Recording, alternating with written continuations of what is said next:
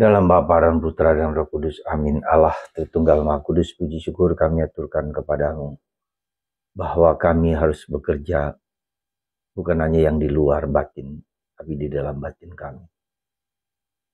Sikap-sikap yang positif, sikap-sikap yang konstruktif, untuk mengolah, untuk belajar terus, memperbaiki diri. Bantu kami ya Bapa untuk memiliki sikap batin yang baik ini. Terpujilah namamu kini dan sepanjang masa. Amin. Para saudara, hari ini saya sebetulnya justru sangat bahagia. Bahagia karena apa? Perdamaian di Timur Tengah sudah dimulai.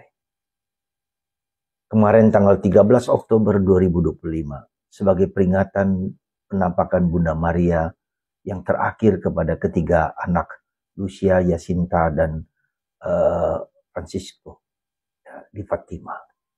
Di hari Bunda Maria Ratu Perdamaian inilah terjadi perdamaian antara Israel dan negara-negara Arab dan negara-negara di sekitar, terutama dengan Palestina, dengan Hamas.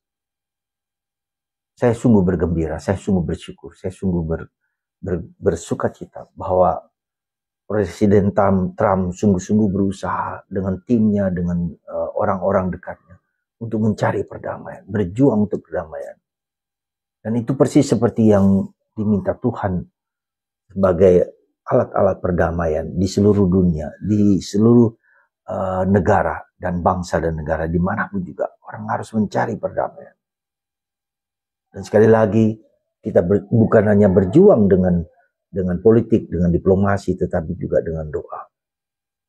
Kalau kita berdoa, kalau kita merayakan Ekaristi, kalau kita berdoa untuk perdamaian, ya, maka Tuhan bekerja juga dengan cara yang tak dapat kita bayangkan.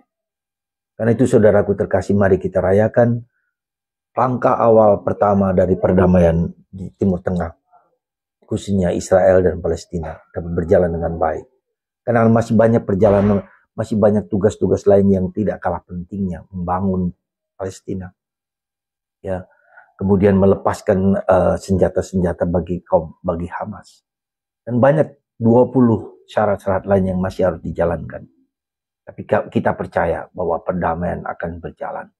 Presiden Trump seorang yang menurut saya orang yang hebat, yang luar biasa. Ya. Dan semoga kita terus berdoa untuk perdamaian, tidak hanya di Timur Tengah, tapi juga di Ukraina, di Rusia. Ya. Presiden Trump juga sudah mengutus orang-orangnya supaya mengalami perdamaian di negara-negara tersebut. Ya. Dan sungguh menurut saya Trump adalah tangan Tuhan yang sesuai dengan nubuat kitab suci Perjanjian Lama.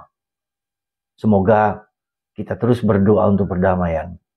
Dimulai dengan adanya dengan Abraham Accord, perjanjian Abraham, di mana pada waktu itu Paus juga ikut terlibat di dalamnya. Dan semua keturunan Abraham, entah Kristen, Katolik, dan kemudian Islam, bersama-sama mewujudkan perdamaian itu. Dan semoga Bapak Abraham mendoakan dan mengilhami para pemimpin negara untuk mencari perdamaian dimanapun berada. Tuhan memberkati Anda semua, dan mari kita berdoa terus-menerus untuk perdamaian dimanapun berada. Berkat Tuhan menyertai kita semua, dan perdamaian terjadi di mana-mana. Dalam nama Bapa